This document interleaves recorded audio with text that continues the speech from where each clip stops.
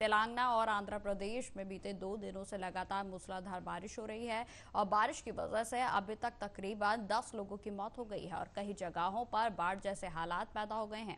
आपको बताते चले कि लगातार हो रही बारिश की वजह से रेलवे सेवा भी पूरे तरीके से ठप हो गई है। तो वहीं दक्षिण मध्य रेलवे के एक अधिकारी ने जानकारी देते हुए बताया कि भारी बारिश और कई स्थानों पर पटरियों पर जल जमाव होने के कारण तकरीबन 99 ट्रेनें रद्द कर दी गई हैं और 4 ट्रेनें आंशिक रूप से रद्द कर दी गई, जबकि 54 ट्रेनों के मार्गों में परिवर्तन किया गया है।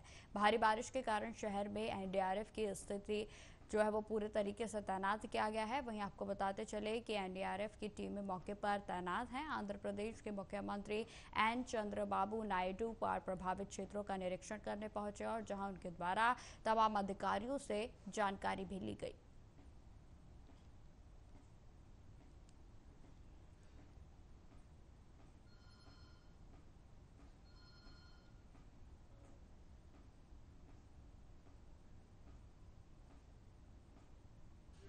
उत्तर प्रदेश के लखीमपुर खीरी जिले में लगातार बाघ का आतंक बढ़ता ही जा रहा है। बीते 1 माह में बाघ के हमले से तकरीबन 4 लोगों की जो जान है वो जा चुकी है। आपको बताते चले कि बाघ के हमले से इमलिया गांव में निवासी किसान की मौत के बाद ग्रामीणों में बाघ का दहशत लगातार बढ़ती ही जा रही है और आपको बताते चले कि बाघ लगातार लोगों को अपने मुंह करने वाला भी बना रहा है। ग्रामीण रात में मशाल जलाकर गश्त करते हुए गांव की पहरेदारी कर रहे हैं। हालांकि वन विभाग ने बाघ को पकड़ने के लिए कई जगहों पर पिंजरे लगाए हैं और बाघ की जो लोकेशन है वो जानने के लिए कई जगहों पर कैमरे भी लगाए गए हैं। ड्रोन कैमरे से बाघ की निगरानी की जा रही है और उसके बावजूद अभी तक वन विभाग बाघ को पकड़ने में पूरे तरीके से नाकाम है, जिसके बाद ग्रामीणों ने अपनी सुरक्षा का जिम्मा खुद अपने सर पर लेते हुए मशाल जलाकर गश्त करते हुए गांव की पहरेदारी करना शुरू कर दिया है। तो आपको बताते चले कि लगातार जिस तरीके से बाघ का आतंक पूरे जिले भर में फैला हुआ है, इससे दहशत का माहौल बना है और जिसमें आपको बताते चले कि लखीमपुर खीरी में लगातार ये जो हालात हैं वो दिन पर दिन बिगड़ते ही जा रहे हैं।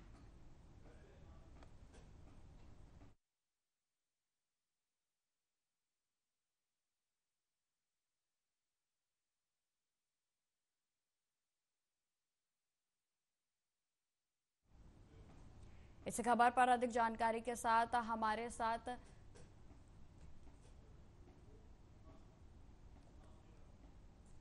हमारे संवाददाता हिमांशु जुड़ गए हैं लखीमपुर खीरी से। तो हिमांशु, जिस तरीके से बाघ का जो आतंक है वो लगातार जिले में बना हुआ है, क्या कुछ ताजा अपडेट है इसको लेकर? जी, आपको बता दें कि लखीमपुर खीरी हैदराबाद इलाके के इमलिया गांव में हैदराबाद थाना इलाके के इमलिया गांव में पिछले करीबन 1 महीने से आदमखोर बाघ का आतंक लगातार जारी है।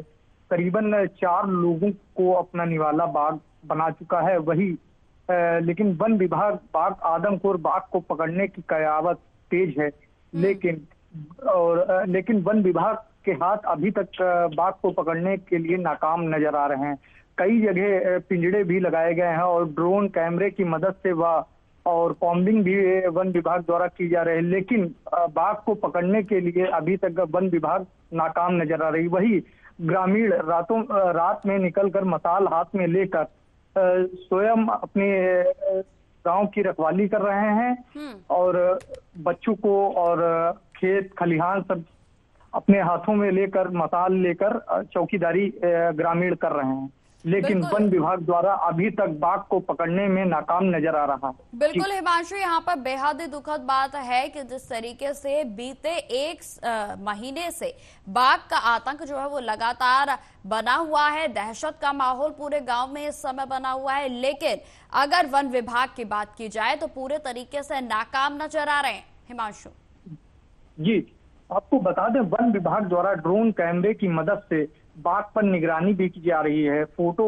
भी एक आया था निकलकर जो वायरल हुआ था, लेकिन वहां पे भी पिंजड़ा लगाया गया, लेकिन बाघ को वन विभाग द्वारा नहीं पकड़ पा रहा है क्योंकि बाघ एक जगह ज्यादा देर तक नहीं रुकता है। लेकिन वन विभाग के अधिकारियों का कहना है जल्द से जल्द हम इस आदमखोर बाघ को अपने पिंजड़े में कैद कर देंगे। बिल्कुल हिमांशु जी, अगर बात की जाए जिस तरीके से आप बता रहे हैं कि तमाम पिंजरे लगाए गए हैं, कई तरीके के ड्रोन्स भी जो है उनका इस्तेमाल किया जा रहा है, वहीं अगर सुरक्षा व्यवस्था की बात की जाए तो गांव वालों के लिए क्या कोई सुरक्षा के इंतजाम किए गए हैं या किसी तरीके से जवानों की तैनाती की गई है? क्योंकि देखिए, बाघ को पकड़ने में तो एक तरीके से पूरे तरीके से वन विभाग जो है वो नाकाम नजर आ रहा है, लेकिन सुरक्षा की बात की जाए तो क्या सुरक्षा की दृष्टि से तमाम इंतजाम किए गए हैं हिमांशु जी? हालांकि आपको बता दें कि वन विभाग के अधिकारियों के द्वारा ग्रामीणों से अपील की गई है कि अकेले ना निकलें, और निकलें तो झुंड बनाकर एक साथ निकलें, आवाज लगा के निकलें, क्योंकि आदमपुर बाघ का आतंक है और खतरा भी हो सकता है किसी ना किसी को। लेकिन ग्रामीण इतने दहशत में हैं कि घर से भी नहीं निकल पा रहे हैं, और बच्चे जो छोटे छोटे हैं स्कूल जो जाते हैं वो स्कूल तक भी नहीं जा पा रहे हैं। लेकिन हालांकि वन विभाग द्वारा प्रयास किया जा रहा है, जल्द से जल्द बाघ को पिंजड़े में कैद कर लेगा। जी हिमांशु जी, मेरा आखिरी सवाल है आपसे। जिस तरीके से आपने जानकारी दी कि वन विभाग की ओर से तमाम दावे तो किए जा रहे हैं, लेकिन कहीं ना कहीं गांव वालों को जो है अब विश्वास नहीं है, और इसी का कारण है कि शायद वो रातों को जो है खुद ही मशाल लेकर निकल जाते हैं और निगरानी कर रहे हैं अपने गांव की। स्वयं ही उन्होंने बेड़ा उठा लिया है हिमांशु जी। जी हाँ, ग्रामीण कल शाम को ही हाथों में मशाल जलाकर अपने गांव की रखवाली व खेतों तक झुंड बनाकर पहुंचते हैं और गांव की रखवाली करते हैं। लेकिन वन विभाग के अधिकारियों द्वारा भी प्रयास किया जा रहा है कि बाघ को जल्द से जल्द अपने कब्जे में लेकर उसको पिंजड़े में डाला जाए। हालांकि वन विभाग बार बार ग्रामीणों से अपील कर रहा है कि एक साथ निकलें, अकेले ना निकलें, क्योंकि बाघ का खतरा हो सकता है। जी ठीक है हिमांशु जी, तमाम जानकारी के लिए आपका बहुत बहुत धन्यवाद। तो जिस तरीके से आपको बताते चले कि उत्तर प्रदेश के लखीमपुर खीरी में बीते एक महीने से लगातार बाघ का जो आतंक है वो अपने चरम पर है, और कहीं ना कहीं इस बीच जो वन विभाग की विफलता है वो सामने आ रही है। क्योंकि कहीं ना कहीं देखिए, जिस तरीके से बीते एक महीने से लोग दहशत के माहौल में जीने के लिए मजबूर हैं, और इसी बीच जो 4 लोगों की दर्दनाक मौत भी जो है वो निवाला बन चुके हैं बाघ का। तो फिलहाल खबरों में आगे बढ़ते हैं। मध्य प्रदेश के बुदनी के थाने से 500 मीटर की दूरी पर ओवरब्रिज के पास होशंगाबाद रोड पर एक दुकान पर बैठे 3 लोगों पर लगभग 10 से 12 बदमाशों ने चाकू से हमला कर दिया। जी आपको बताते चले कि जिसमें तीनों लोग जो है वो गंभीर रूप से घायल हो गए हैं। एक के हालात बेहद ही गंभीर बताई जा रही है, और जिसका होशंगाबाद नर्मदापुरम अस्पताल में इलाज भी चल रहा है। घटना रविवार रात करीब 8:30 बजे की बताई जा रही है। अधिकांश हमलावर जो है वो होशंगाबाद के बताए जा रहे हैं। आपको बताते चले कि घायलों को सिविल अस्पताल बुदनी ले जाया गया है, और जहां से प्राथमिक उपचार के बाद एक गंभीर असफाक को जो नर्मदापुरम है वहां पर रेफर कर दिया गया। वहीं आपको बताते चले कि एक आरोपी नर्मदापुरम निवासी रोहन को स्थानीय लोगों ने पकड़कर पुलिस के हवाले कर दिया है। तो वहीं आपको बताते चले कि पुलिस ने मामला दर्ज कर पूछताछ कर रही है और लगातार इसमें कार्रवाई जारी है। बुदनी में लगातार मारपीट और चाकू तलवार से हमले के मामले जो है वो लगातार बढ़ते ही जा रहे हैं। पुलिस का अधिकारियों में खौफ बिल्कुल भी नहीं रह गया, और वहीं यही कहीं नतीजा है जो लगातार अपराध जो है अपने चरम पर है।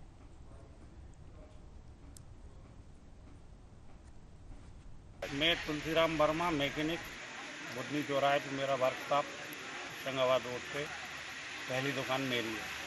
लड़के आए के लिए हवा डाल रहा है। मैंने कहा मेरे पास हवा नहीं है, बॉक्सिंग का है और गाड़ी रिपेयरिंग होती है। तो कह लगे आप मुझे जानते हो। मैंने कहा मेरे को क्या मतलब आप जानना है, मेरा काम मैकेनिक का है, मैकेनिक का काम करते हैं। शाम को आए वो 10 लड़के, 10 लड़कों के पास खुरे थे, जिसमें 2-4 लड़के बुदनी घाट के थे और बाकी लड़के उन्होंने होशंगाबाद से बुलाए थे। बाकी एक लड़का भी पकड़ा चुका है, बाकी 9 लड़कों को अरेस्ट करना जरूरी है। क्यों लड़ाई हुई, क्यों हमला किया उन्होंने? सिर्फ हवा पे से, अपने पास हवा नहीं है, वो कहला हवा डालो। मैंने कहा हमारे पास है नहीं हवा, हम तो मैकेनिक का काम करते हैं और धुलाई करते हैं। तो कहला आप हमें जानते हो। मैंने कहा हमें क्या करना भाई, जानते हम हमारे काम से मतलब रखते हैं, हमें दुनिया से क्या मतलब। इस खबर पर अधिक जानकारी के साथ हमारे साथ बुदनी से संवाददाता अयूब जी जुड़ गए हैं। तो अयूब जी, क्या है पूरा मामला, पहले आप विस्तार से जानकारी दें। मैं बताना चाहूंगा कि बुदनी में जो है दिन में आए थे कुछ हवा डलवाने लड़के, तो उनकी कुछ बहसबाजी हुई थी कुछ मतलब दुकान वालों के साथ। तो उसके शाम को प्लानिंग के तहत आए और आते ही डायरेक्ट उन्होंने हमला कर दिया। ये कुछ लोग बीच बचाव करने आए उनपे भी हमला किया गया है। उसमें से एक अशफाक देख करके जिनको ज्यादा गंभीर चोटें हैं, जिनको पहले होशंगाबाद हॉस्पिटल भर्ती किया था, जहां से उनको रेफर भोपाल किया गया है। जी कयूम जी, अगर बात की जाए जिस तरीके से अभी आपने जानकारी दी कि हमला किया जाता है, तो ये जो युवकों के द्वारा हमला किया गया है, क्या ये पहले से कोई रंजिश थी? क्या ये उन्हें पहले से जानते थे कयूम जी? नहीं, वो जानते नहीं थे उनको। वो जो है दिन में आए थे, ऐसा जो है सूत्रों के द्वारा पता किया है कि दिन में आए थे वो हवा के लिए, पर उस पर कोई बहसबाजी हुई थी इनकी। फिर वो शाम को प्लानिंग के तहत आके उन्होंने जो है इनको हमला किया इनके। जी, मामले में पुलिस की ओर से क्या कुछ कार्रवाई अभी तक कर ली गई है? जांच चल रही है। एक को जो है अरेस्ट किया है, बाकी लोगों का जो है जांच जारी है। जो लोगों के नाम आएंगे उन पे कार्रवाई। जी, जो पीड़ित युवक हैं, क्या उनकी ओर से किसी तरीके की प्रतिक्रिया अभी तक सामने आई है? क्या परिवार वालों की ओर से कोई बयान सामने आया है? अभी परिवार की तरफ से, पीड़ित की तरफ से कुछ भी बयान नहीं आया है, क्योंकि जो गंभीर घायल है वो भोपाल में एडमिट है, उनका ऑपरेशन हो चुका है।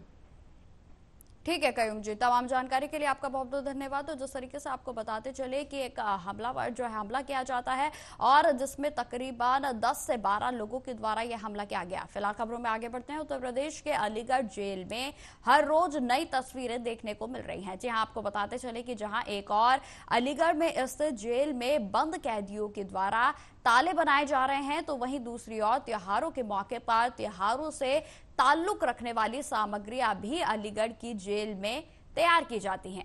अब आपको बताते चलते हैं कि एक नया मामला जो है सामने आया है। दरअसल पूरा मामला जिला अलीगढ़ से ताल्लुक रखता है, जहां से पुलिस भर्ती की लिखित परीक्षा को देने के लिए अलीगढ़ जेल से 2 कैदियों को में सुरक्षा के साथ रवाना किया गया, और जिसका वीडियो सोशल मीडिया पर अब तेजी से वायरल हो रहा है। वायरल वीडियो में आप साफ तौर पर देख सकते हैं कि अपने सपनों की उड़ान को हवा देने के लिए पुलिस अभिरक्षा के बीच एक हाथ में हथकड़ी तो एक हाथ में पेपर लेकर अपने नए भविष्य के सपने को सजाए हुए कानून पर भरोसा रखने के लिए न्यायपालिका से उसे खुद को बाइज्जत बरी होने की उम्मीद है, और यही कारण है कि वह सेंटर से परीक्षा देकर बाहर निकल रहा है और अपनी नई जिंदगी की तैयारी की जा रही है। उत्तर प्रदेश पुलिस भर्ती बोर्ड के माध्यम से जो सिपाहियों की भर्ती चल रही है, उसकी प्रक्रिया परीक्षा प्रणाली, उसके अंतर्गत जिला कारागार अलीगढ़ में 2 ऐसे बंदी थे जो सिपाही की भर्ती के लिए एग्जाम देने के लिए गए माननीय न्यायालय के आदेशानुक्रम में, जिसमें एक बंदी जिसका नाम विजय कुमार था वह हाथरस परीक्षा देने के लिए गया। दूसरा आकाश नाम का बंदी है जो बुलंदशहर परीक्षा देने के लिए गया था। जाने की सामान्य व्यवस्था उनको पुलिस की अभिरक्षा में भेजा गया था, चूंकि वो कस्टडी के साथ में ही परीक्षा देने की अनुमति थी। कैसे इसमें महसूस जो डर लग रहा है, जैसे कि बंदी एक पुलिस परीक्षा देने जा रहा है? नहीं, बेहतर देखिए, वो माननीय न्यायालय का निर्णय है कि जब तक आपका आरोप सिद्ध नहीं हो जाता है, आप किसी व्यक्ति को आरोपित नहीं मान सकते हैं कि वो अपचारी ही है। प्राइमा फेशी के आधार पे उनको जो है कारागार में रखा जाता है। माननीय न्यायालय के विचारणा के पश्चात दोष सिद्धि होती है। तो जब तक दोष सिद्धि नहीं होती है, उसको शैक्षिक जो हमारा अधिकार है संविधान के अंतर्गत प्राप्त है, उसी के अनुक्रम में कहीं ना कहीं परीक्षा की अनुमति प्राप्त हुई है और अपने भविष्य को बनाने के लिए बच्चों के माध्यम से बच्चों के द्वारा परीक्षा दी गई है। खबरों में आगे बढ़ते हैं। आम आदमी पार्टी के विधायक अमानतुल्लाह खान के आवास पर ईडी की छापेमारी पर आम आदमी पार्टी के नेता संजय सिंह की प्रतिक्रिया सामने आई है। उन्होंने कहा कि भले ही सुप्रीम कोर्ट से ईडी को बार बार लताड़ मिल रही हो, बावजूद इसके आज आम आदमी पार्टी के विधायक अमानतुल्लाह खान के आवास पर ईडी सुबह सुबह छापा मारने पहुंच गई है। दरअसल 2016 में सीबीआई ने एक मामला दर्ज किया था और 6 साल की लंबी जांच के बाद सीबीआई ने कहा कि अमानतुल्लाह खान ने कोई रिश्वतखोरी नहीं की, और उसी मामले में पहले एसीबी ने पर्चा दर्ज किया और फिर ईडी ने पर्चा दर्ज किया। और जब अमानतुल्लाह खान को एसीबी से जमानत मिली तो उसमें भी कहा गया कि अमानतुल्लाह खान के खिलाफ रिश्वतखोरी के कोई सबूत नहीं है। आगे उन्होंने क्या कुछ कहा, आप सुनिए। भले ही सुप्रीम कोर्ट से ईडी को बार बार लताड़ मिल रही है, भले ही उनको बार बार चेताया जा रहा है कि आप दुर्भावना से जांच मत कीजिए और सिर्फ जेल में रखना आपका उद्देश्य है। बावजूद इसके आज अमानतुल्लाह खान जो आम आदमी पार्टी के विधायक हैं, उनके घर पर ईडी सुबह सुबह छापा मारने के लिए पहुंच गई। ऐसे वक्त में जब उनकी मदर इन लॉ को कैंसर हुआ है, उनका ऑपरेशन हुआ है, और ऐसा नहीं कि ईडी को इस बात की जानकारी नहीं है। अमानतुल्लाह खान के वकील ने बाकायदा लिखकर उनसे समय मांगा कि उनकी सासू मां की तबीयत खराब है, कैंसर हुआ है, ऑपरेशन हुआ है, उनको कुछ दिन के लिए आप समय दे दें। ये मामला क्या है, आपके लिए जानना बहुत जरूरी है। जिस मामले में ईडी सुबह सुबह इतनी सक्रियता के साथ धावा बोलने लगी, दरअसल 2016 में सीबीआई ने एक मामला दर्ज किया। 6 साल की लंबी जांच के बाद सीबीआई ने कहा अमानतुल्लाह खान ने कोई रिश्वतखोरी नहीं की, किसी भी प्रकार का आर्थिक अपराध नहीं किया, उनको गिरफ्तार भी नहीं किया सीबीआई ने। 2022 में उन्होंने फाइनल चार्जशीट दाखिल कर दी, और उसी मामले में जिसमें सीबीआई ने पर्चा दर्ज किया था, पहले एसीबी ने पर्चा दर्ज किया, फिर ईडी ने पर्चा दर्ज किया 2020 के अंदर। और मजेदार बात यह है कि एसीबी ने अमानतुल्लाह खान को गिरफ्तार भी किया। गिरफ्तार करने के बाद उनको जब जमानत मिली, उसमें भी ये कहा गया कि अमानतुल्लाह खान के खिलाफ रिश्वतखोरी के, भ्रष्टाचार के कोई सबूत नहीं है। ये एसीबी से मिली जमानत में लिखा हुआ है। इसके बाद ईडी अपना केस खत्म नहीं करती। 2023 में अमानतुल्लाह खान के घर पे छापेमारी करती है। पहले ही सुप्रीम कोर्ट से ईडी को बार बार लता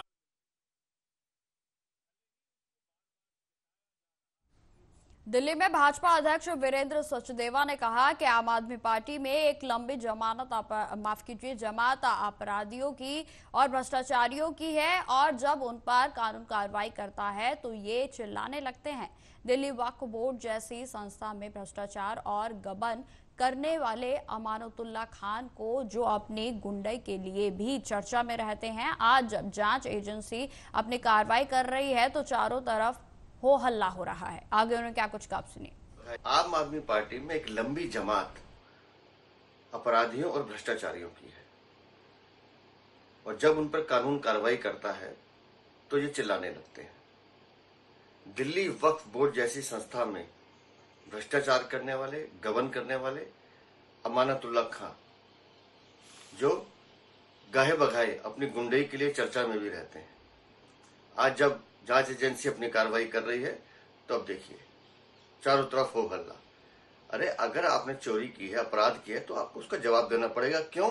क्योंकि इस देश में कानून का शासन है, और कानून मियां सबके लिए बराबर है। मध्य प्रदेश के सोसर तहसील क्षेत्र में रविवार को दोपहर को नेशनल हाईवे 547 पर एक बड़ा सड़क हादसा हो गया, जहां पर आपको बताते चले कि काजलवानी के पास एक बस खाई में जा गिरी और बस में कुल 40 से अधिक यात्री जो है वो सवार थे। दुर्घटना में 20 से अधिक यात्री गंभीर रूप से घायल हो गए हैं। घायलों में से 8 लोगों को नागपुर के अस्पताल में रेफर कर दिया गया है, जबकि बाकी को स्थानीय सोसर अस्पताल में भर्ती करवाया गया है और उनका इलाज भी जारी है। आपको बताते चले कि बस सोसर से छिंदवाड़ा की ओर जा रही थी और एक मोटरसाइकिल को बचाने के प्रयास में बस अनियंत्रित होकर खाई में जा गिरी। घटना की सूचना मिलते ही स्थानीय प्रशासन और पुलिस ने राहत कार्य के जो है बचाव कार्य जो है वो शुरू कर दिया, और जिसमें सोसर तहसीलदार भावना मालगाम और डीएसपी डीएस नागर ने घटनास्थल पर पहुंचकर स्थिति का जायजा लिया और साथ ही साथ घायलों को बेहतर इलाज सुनिश्चित कराने के निर्देश भी दिए गए।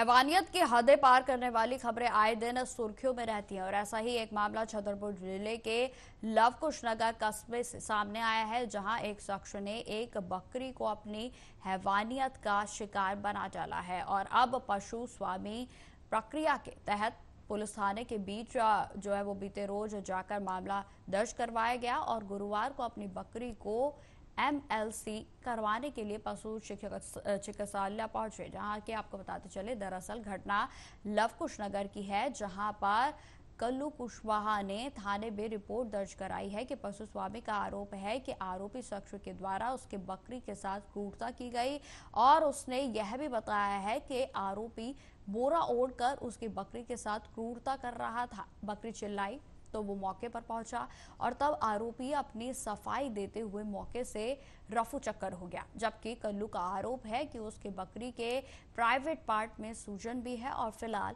पुलिस ने मामले की जांच भी प्रारंभ कर दी है। आपको बताते चले कि पशु चिकित्सा को बकरी में MLC के लिए पत्र लिखाया गया है और जहां पर आपको बताते चले कि जो पुलिस है उसने आरोपी के खिलाफ अपराध पंजीबद्ध कर आरोपी को गिरफ्तार कर उसे जेल भी भेज दिया गया है।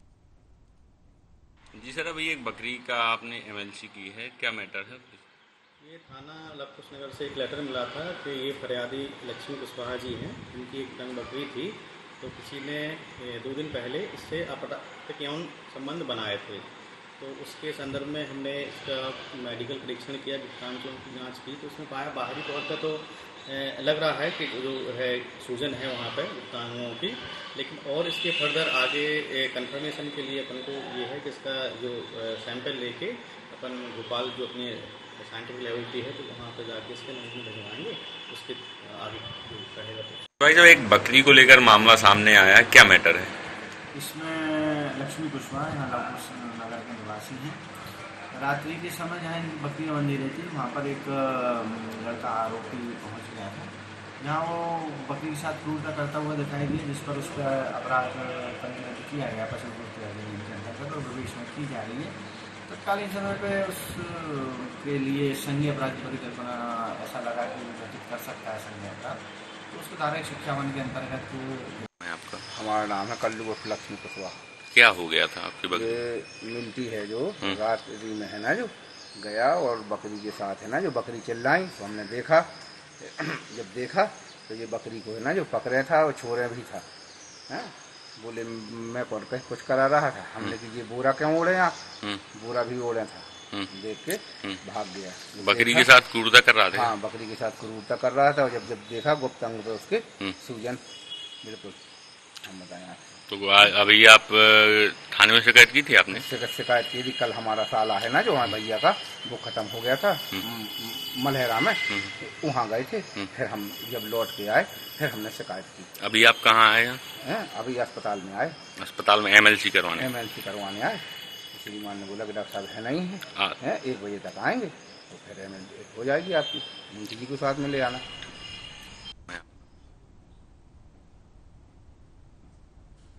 तो फिलहाल इस बुलेटिन में इतना ही। देश दुनिया की तमाम खबरों की जानकारी के लिए बने रहे हमारे साथ। नमस्कार।